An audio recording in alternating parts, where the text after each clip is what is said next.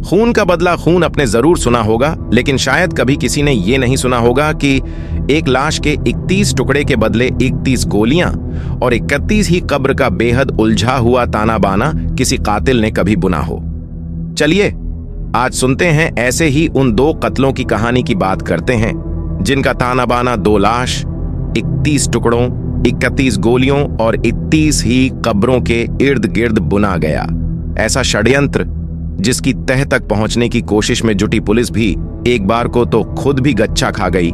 ये किसी मुंबईया फिल्म की रूपहले पर्दे के लिए लिखी गई मनगढ़ंत स्क्रिप्ट नहीं है, ये सच है। सच भी हिंदुस्तान की राजधानी दिल्ली से चंद मील की दूरी पर स्थित उत्तर प्रदेश के बुलंदशहर जिले का। दरअसल क्राइम की कहानी में पेश इस किस्से की शुरुआत होती है 2 पक्षों की रंजिश से। कुछ वक्त पहले इलाके में एक डॉक्टर को गोलियों से भूनकर कत्ल कर डाला गया था। जांच में पुलिस जुटी तो डॉक्टर शाहबाद कत्ल किए गए कि किसी से दुश्मनी की बात दूर दूर तक पता नहीं चली। पोस्टमार्टम के दौरान पुलिस को पता चला कि डॉक्टर शादाब के बदन में 31 गोलियां झोंकी गई हैं। बस यहीं पर आकर पुलिस टीमें अटक गईं।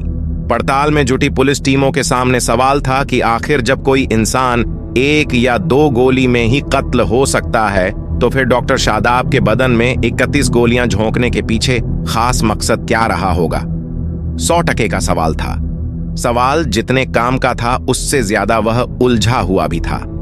हाँ, पुलिस ने अपने जहन में उभरे इस सवाल से पड़ताल की कई दिशाएं टटोल लीं। मसलन एक इंसान के बदन में कोई इतनी गोलियां छिड़कर रंजिशन ही मारता है, वरना कत्ल तो 1-2 गोली से भी हो सकता है।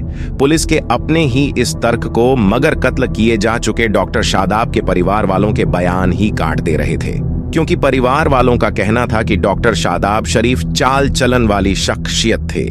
उनकी कभी किसी को रंजिश की बात दूर, किसी से टू मैं भी नहीं हुई थी। लिहाजा डॉक्टर शादाब के परिवार वालों की इस दलील के सामने पड़ताल में जुटी पुलिस फिर अपने ही सवाल पर आकर वहीं खाली हाथ खड़ी हो गई जहां से उसने पड़ताल को आगे बढ़ाने की कोशिश में कदम चलने शुरू किए थे। बहरहाल कई दिनों की मेहनत के बाद पुलिस को जो कुछ मिला उस सबको एक साथ इकट्ठा करके देखने से एक बात साफ हो चुकी थी कि हो न हो परिवार वाले भले ही डॉक्टर शादाब की किसी से रंजिश की बात से इनकार करें, मगर कत्ल की इस घटना में रंजिश का एंगल तो कहीं न कहीं दबा छिपा है ही, जिसे तलाश कर बाहर लाना और कातिलों तक पहुंचने की जिम्मेदारी पुलिस की थी।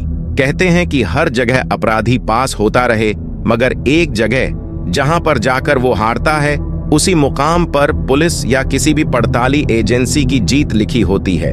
हूबहू ऐसा ही हुआ बुलंदशहर के डॉक्टर शादाब हत्याकांड के खुलासे में। डॉक्टर शादाब की अगर किसी से रंजिश नहीं थी तो फिर उनके बदन में आखिर 31 गोलियां क्यों किसी कातिल ने झोंकी? खुद से पैदा इस सवाल में जूझती हुई बुलंदशहर पुलिस पहुंच गई हापुड़ में कत्ल की उस वारदात या लाश की कहानी के करीब, जिसे इसी साल 18 मार्च को हापुड़ के हाफिजपुर इलाके में अंजाम दिया गया था। पुलिस ने हापुड़ के हाजीपुर इलाके में हुए उस कत्ल की कुंडली खंगाली तो उसके तार बुलंदशहर में कई किलोमीटर दूर हुए डॉक्टर शादाब हत्याकांड से मिलने लगे। पता चला कि हापुड़ में जिस इरफान नाम के शख्स का कत्ल इसी साल 18 मार्च को किया गया था, उसकी लाश के भी 31 टुकड़े किए गए थे। उन 31 टुकड़ों के लिए हत्यारों ने अलग अलग स्थानों पर 31 ही कब्र का इंतजाम करके उन 31 टुकड़ों को दफन कर दिया गया था। बुलंदशहर पुलिस जब डॉक्टर शादाब हत्याकांड और हापुड़ में हुई इरफान खान की हत्या के बीच में पहुंची तो उसे और भी काफी कुछ ऐसी जानकारियां मिलती गईं जिन्होंने क्राइम की इस कहानी की कड़ी से कड़ी जुड़वा दी। पता चला कि 18 मार्च को हापुड़ में इरफान खान की हत्या बुलंदशहर में 31 गोलियां मारकर कत्ल किए गए डॉक्टर शादाब के भाई रागिब ने अपने दोस्तों के साथ मिलकर की थी। इरफान की लाश के भी कातिलों ने 31 ही टुकड़े किए गए थे। उन टुकड़ों को हत्यारों ने अलग अलग जगहों पर 31 गड्ढे खोदकर दफन किया था। बस बदन में 31 गोली और एक लाश के 31 टुकड़ों की कड़ी से कड़ी जुड़ते ही बुलंदशहर पुलिस अपने इलाके में हुए शाहबाद हत्याकांड के खुलासे के मुहाने पर जा पहुंची। डॉक्टर शादाब हत्याकांड की पड़ताल में जुटी बुलंदशहर पुलिस को पता चला कि डॉक्टर शादाब के घर वालों ने जिन 4 लोगों को नामजद करवाया था वे सभी हापुड़ में इसी साल 18 मार्च को कत्ल किए जा चुके इरफान के भाई थे। वही इरफान जिसकी हत्या में डॉक्टर शादाब के भाई और उसके दोस्तों का नाम आ रहा था। पुलिस ने 31 कब्र, एक लाश के 31 टुकड़े और एक शख्स के बदन में 21 गोलियों की तो खड़ी से खड़ी जोड़ ली। इसके बाद भी मगर सभी कातिलों की गिरफ्तारियां नहीं हो सकी हैं। गिरफ्तारियों के लिए बुलंदशहर पुलिस राष्ट्रीय राजधानी क्षेत्र में अभी तक अपना जाल बिछाए हुए है।